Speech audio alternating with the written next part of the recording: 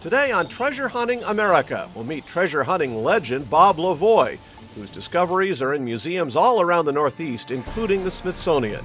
I was the first in 1960 to recover ships from 1758 scuba diving in Lake George. And when metal detectors came out in the 70s, I was ready. I've recovered 500 rings, thousands of coins. I think I'm on top of the world. Doesn't get better than this. And we'll also visit with Greg Heath, a treasure hunter who's hooked on Civil War relics from Virginia. I've always been fascinated with the Civil War and the Civil War period. In school, I wouldn't do my homework, but I'd do an extra credit report on the Civil War to bring my grades up. What we find, it can prove troop movements, troop locations, what units were there. You can prove historical fact or disprove it. All coming up on Treasure Hunting America.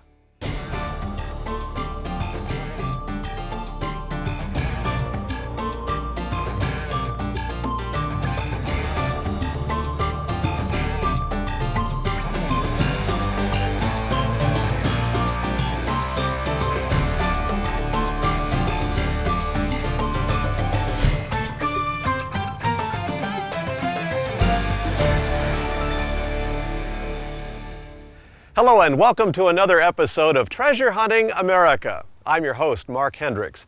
For the next half hour, we'll have some amazing stories of everyday treasure hunters across the country.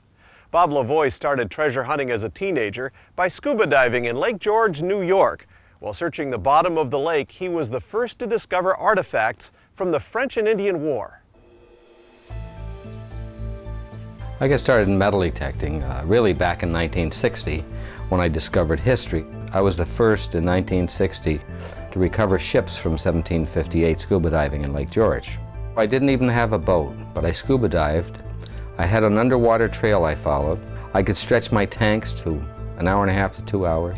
I discovered first a grappling hook, then the boats, then mortar shells, gun parts, just about everything you can imagine. Matter of fact, one of the mortar barges that I found still had the fuses from 1758 in the mortar shells.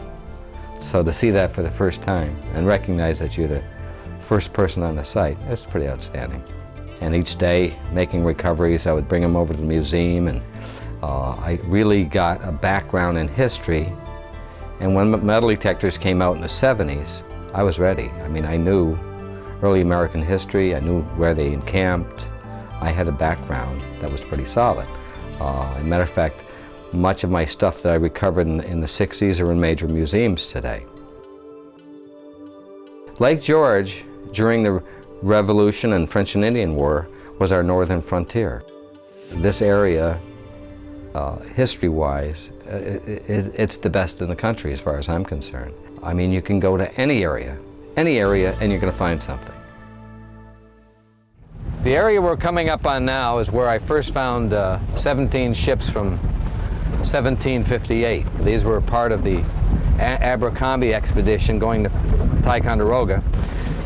I was 17 years old, bought a scuba outfit. This was before programs and stuff, strapped it on, came out to the water. Didn't have enough money to buy a boat, so I had what we call as an underwater trail, extending from Ushers, and I got really good at extending my time with my air supply. I could get an hour and a half, 2 hours on a single tank of air. So I had this underwater trail that extended down through, and I would find old bottles, anchors, boats, and then all of a sudden one day I'm coming up through here and I see what looks like a graveyard underwater. Piles of rocks. Then I find an anchor, a grappling hook, and closer investigation, there's a bow and stern with each of these boats. And these rocks were ballast stones, and this group was intentionally sunk, whereas my mortar vessel, which was over here more, you could see was totally overloaded. And it had to have, I mean, that was obviously an accidental sinking. It was the first recovery of ships from the 1700s in Lake George. And interestingly, back then, nobody knew who owned the bottom of Lake George. And the state of New York, with this recovery, established themselves as owner of the bottom of the lake. Fortunately, all the stuff I recovered were kind of before. For more than 40 years, Bob has continued to treasure hunt the upper New York State area because of its rich history and prize artifacts. We've got great French and Indian War history. We got great Revolutionary War history. You had Indians in this country. I mean, you had, the 7 great nations here. I mean, you had the Mohawks, which were one of the fiercest tribes all along the Mohawk River. You can go to almost any intersection with a major body of water. You will have had an encampment area of Native American Indians on that piece of land. Anytime that you're metal detecting on sites like this, you're going to find things linked to the Indians. You're going to find belt axes, trade items. There's so much in the ground that you find something else. I mean, the history is fabulous. I mean, James Fenimore Cooper and the Last Mohegans, I mean, that was this area. The history's all around you. Yeah, this is one of my favorite pieces. This is a British belt axe, a British trade axe given to the Indians to help them with their effort in parting hair again. This is one of the items that typically missed by many year hunters. They find something like this, they just think it's a piece of junk iron. Turns out that this item is a blacksmith's hammer. Very collectible, typically a couple $100 item. Not a smart move to leave this behind. This is a French pinfire pistol. This is a common of the half a dozen pistols, rare pistols I've found around fallen barns. This was actually a common Civil War piece. This was a Confederate pistol made by the French for them. It was quite common to dispose of items in a barn. When we return, Bob Lavoie will take us out to hunt for coins and Revolutionary War musket balls. Don't go away.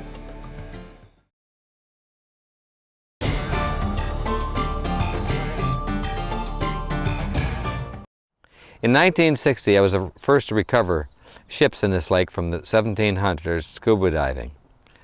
This is Lake George, the premier lake in the country. I retired in '96 to come back to treasure hunting full time. The house behind me, you could say, treasure built, and we're here every weekend. I do this because I love it. It's part of my life. I'm wealthier now. And my wealth is not just in the gold and silver I found. Just so many things about this hobby. The people, the recoveries. It's fantastic. A bad day metal detecting is better than a good day in the office. And there's no bad days. About 6.5 inches. That's the best signal I've had for today. Oh.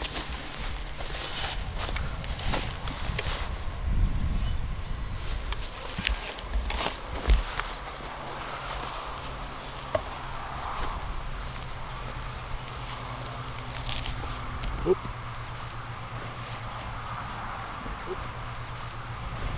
1772.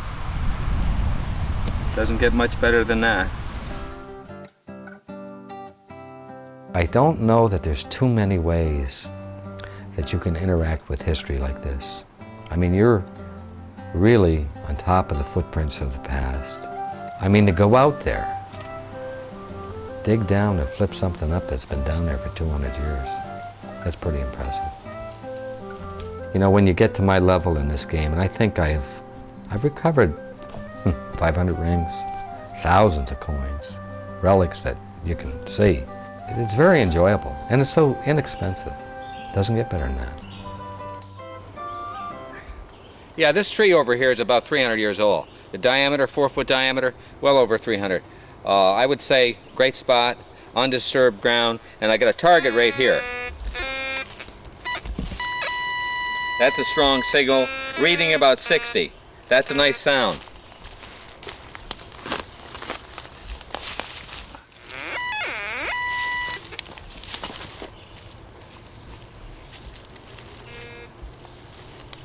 Pocket probe.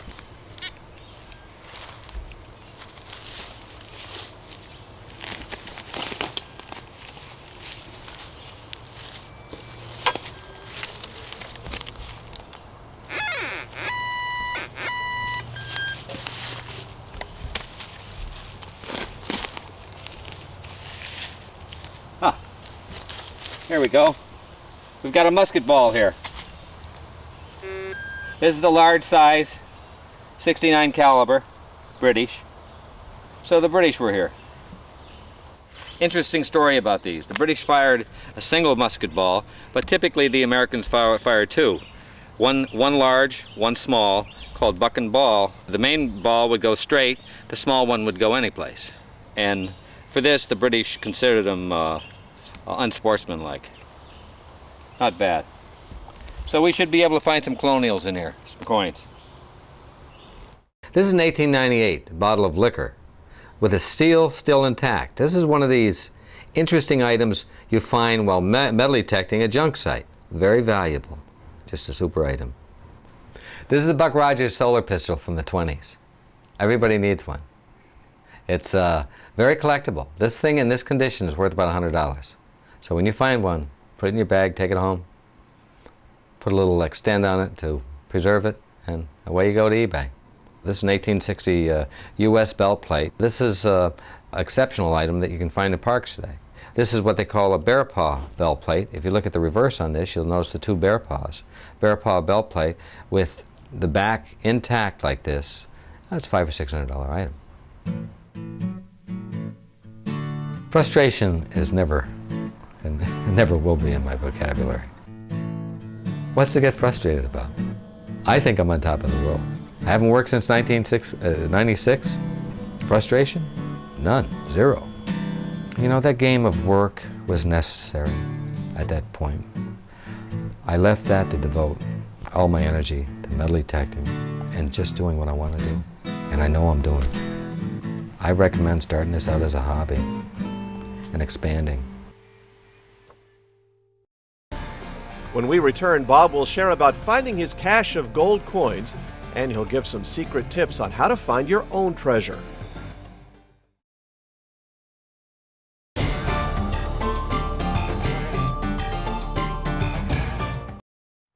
Welcome back to Treasure Hunting America.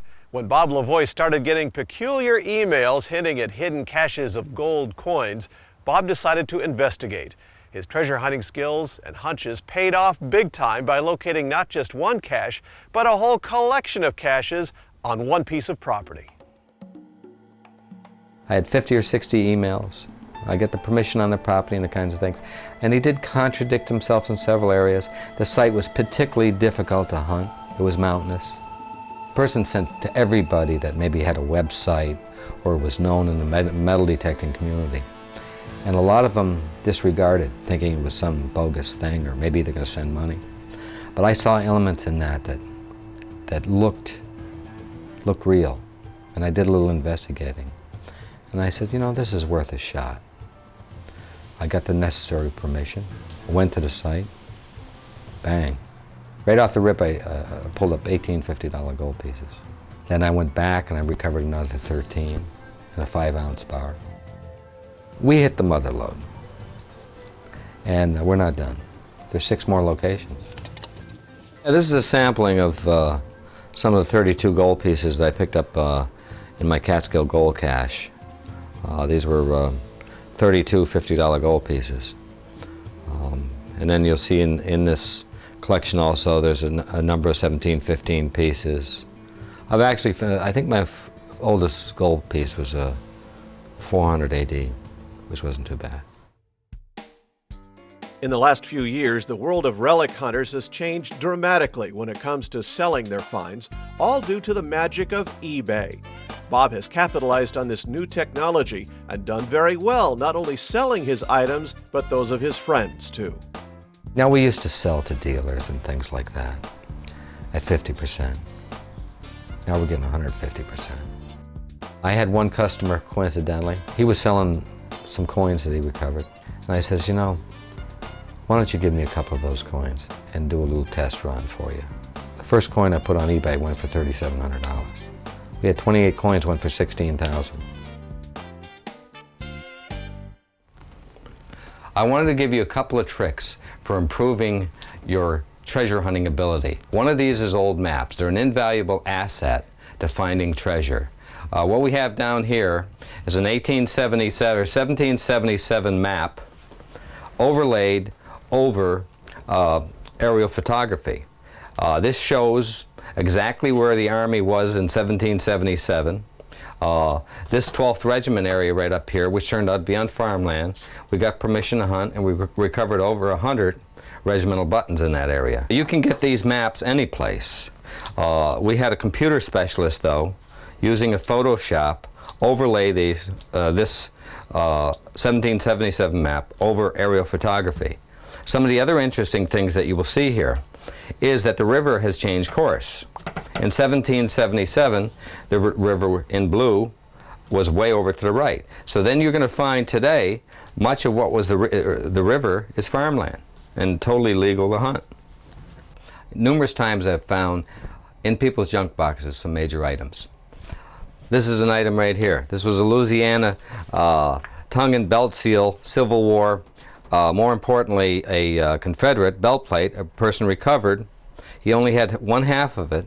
Came into my shop, and I asked him what he thought it was, and he said he thought it was a piece of furniture hardware. Well, it was a $7,000 Civil War belt plate. And I said he needed the other half. He went back, he recovered the other half of the plate, and found an additional plate. It was a great recovery.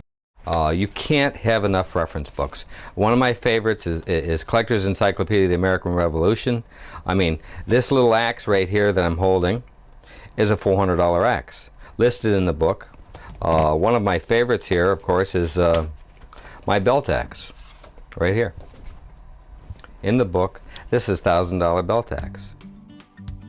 With such an amazing track record as a treasure hunter, Bob remains humble yet proud of his accomplishments. You might say he's at the top of his game. Many people consider me an expert when I do now. Boy, I mean, that for me is a benefit. I mean, it's incredible. I think I'm on top of the world.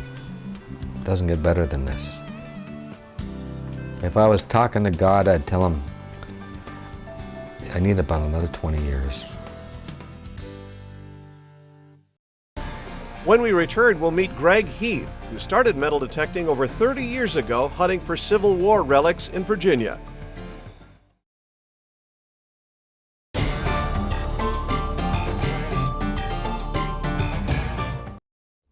Welcome back to Treasure Hunting America. With a passion for Civil War history, Greg Heath began looking for artifacts over 30 years ago. His favorite places to hunt are farmers' fields that were once battlefields of the blue and the gray. I grew up in Northern Virginia, in Fairfax County. I moved to Orange County in 1975.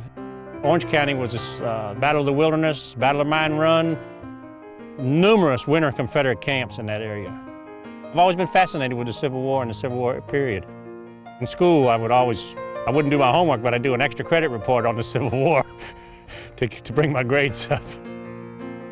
You had Americans fighting Americans. Now, you know, you had the Yankees and the Confederates, but they were still all Americans, and they were fighting each other, you know, and literally brother against brother. And it's just, to me, just a fascinating period of history. It's just fun. You get out, great outdoors, all kinds of weather, all kinds of scenery. I guess it's the thrill of the chase. Whatever it is, it's down there.